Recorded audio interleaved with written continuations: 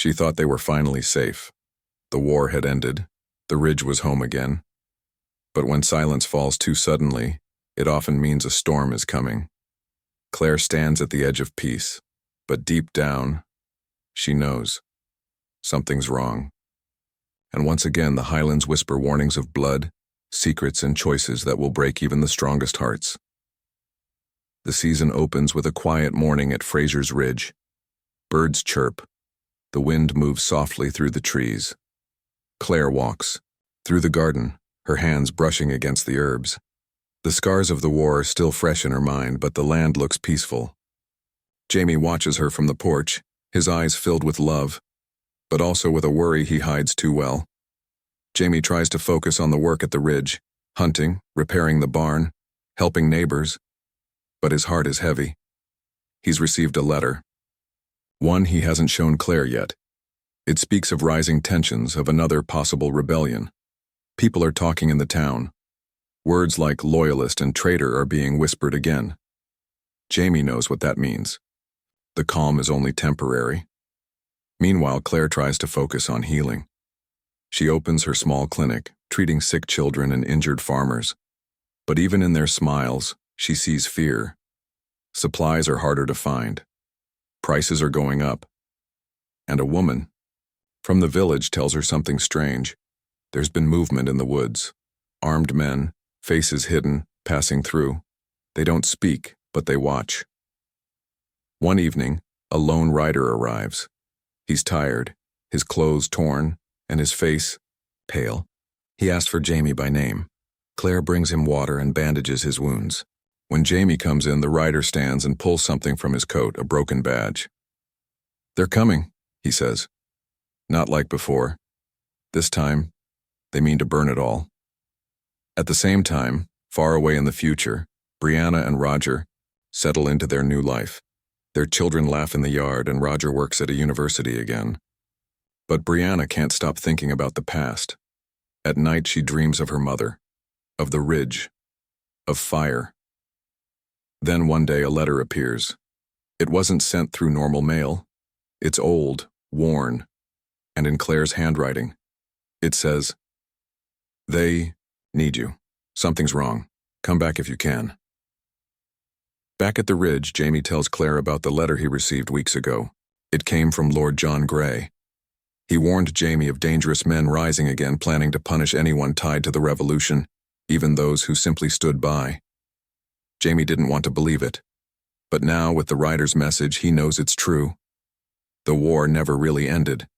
It just waited. Claire feels the same cold fear she once felt before Culloden. She remembers what it's like to lose everything. She looks at Jamie, and for a moment, there are no words.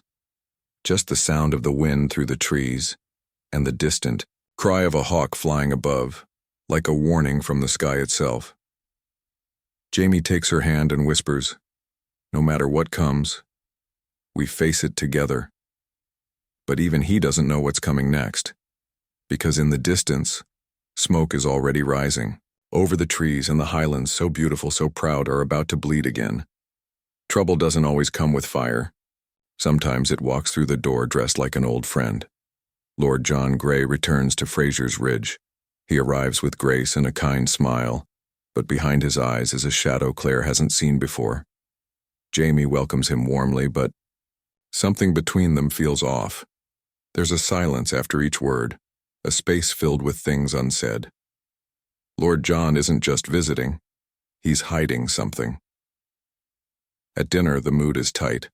John shares stories from the cities, how things are getting worse, how the streets are full of whispers and threats.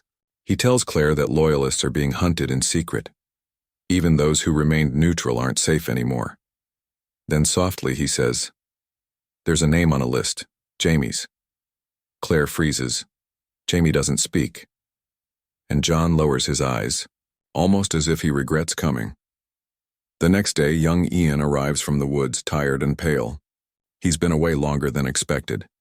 He avoids everyone's questions, but Claire notices his hands shake. Late at night, she hears him crying alone in the barn. He's been with the Mohawk again.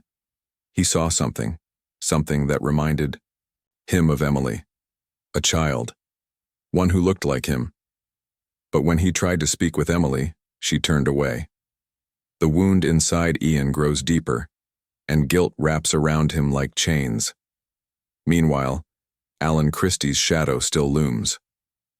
His sister Malva may be gone, but her story remains twisted in the roots of the ridge.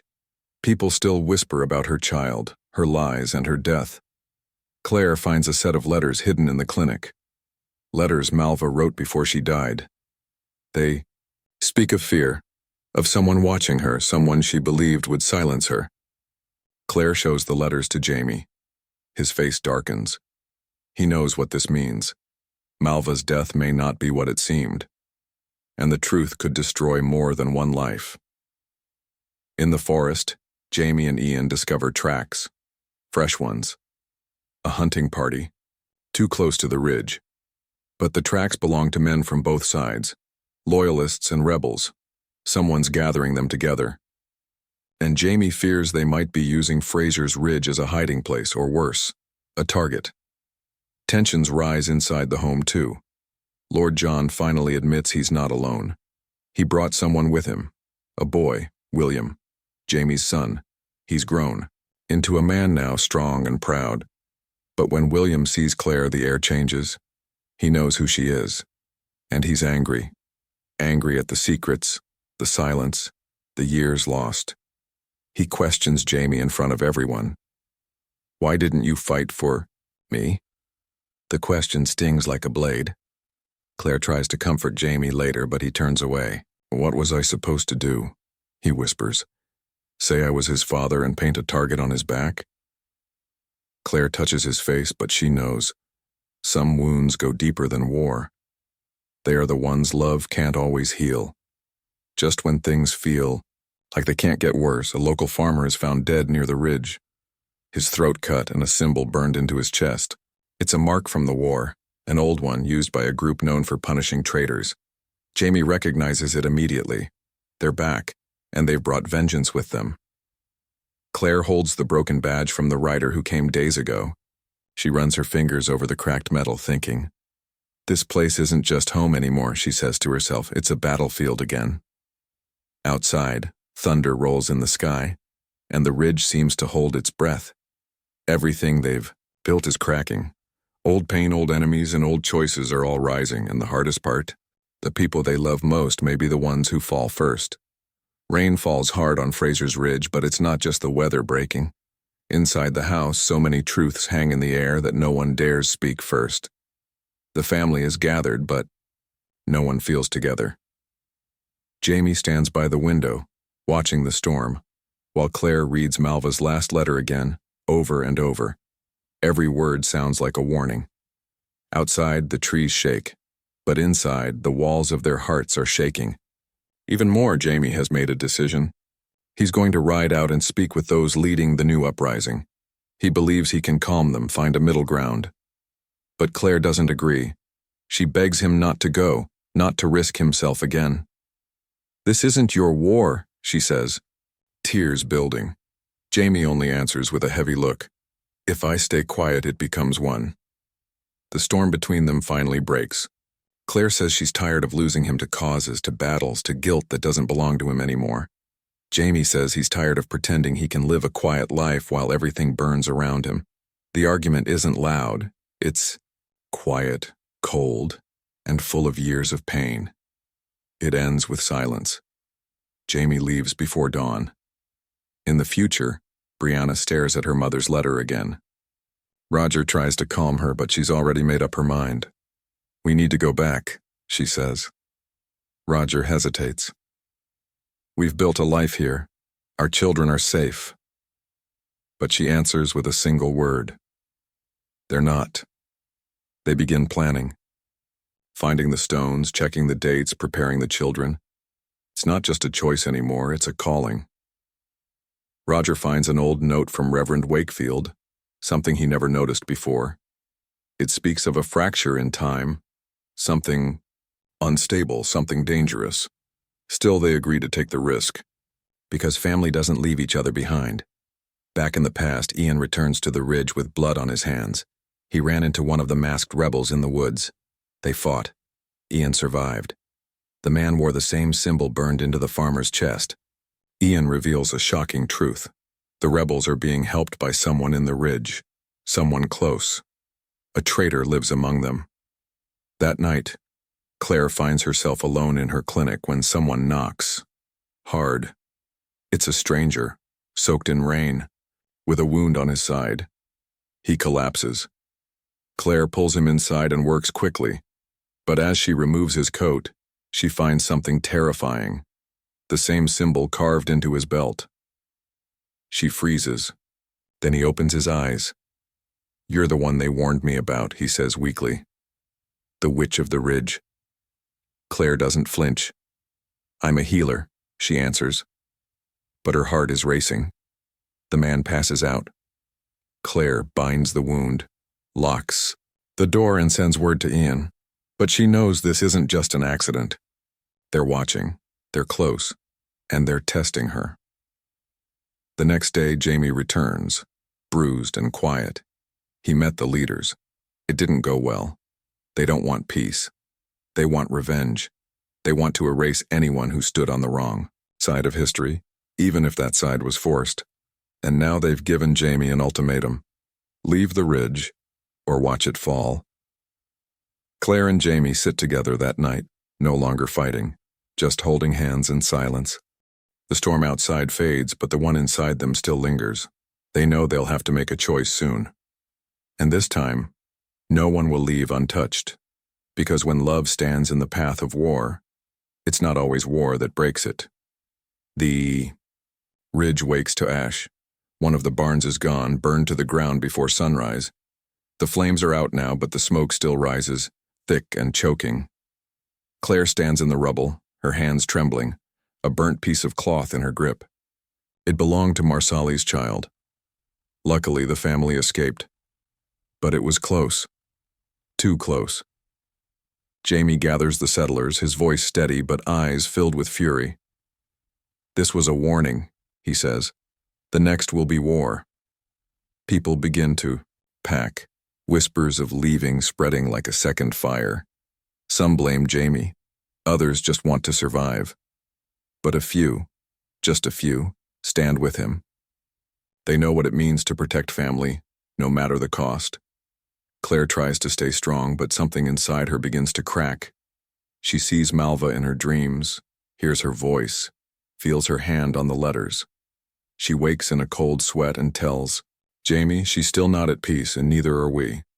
As they prepare for what's to come, a sudden message arrives, handwritten, rushed. A scout has seen someone familiar near the stones. Jamie rides out and finds them. It's Brianna and Roger and the children. They made it back.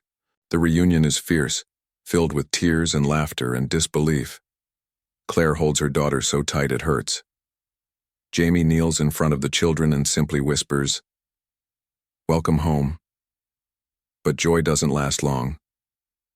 Brianna reveals what brought them back. Claire's letter, yes, but also the vision she had. In her dreams, she saw the ridge in flames and graves.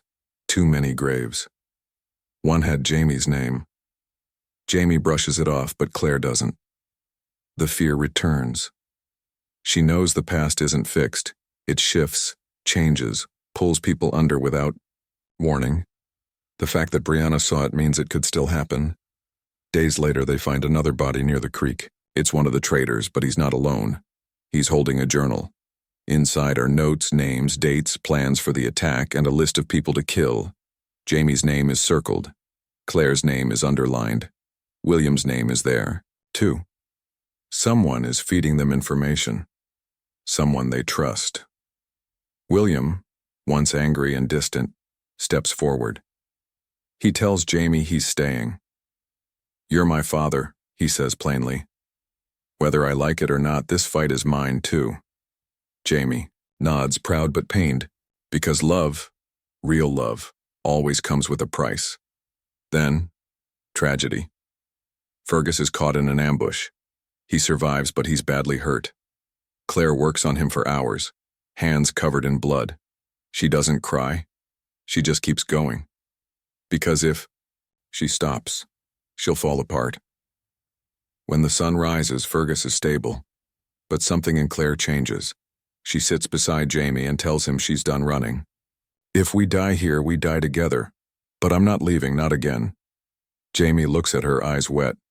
I'd rather have one last day with you than 100 without. That night, as the stars cover the ridge, the family sits together for what might be the last time. Laughter breaks through the silence. Little hands reach for older ones. Stories are shared. And for a brief moment, they feel like a family again. Not a group running from war, but a circle of love that refuses to break. The season ends with a sound. A soft, distant hum. Not thunder. Not hooves. A drum. The camera lingers on Claire's face. She hears it first. They're coming, she whispers. But this time she's ready.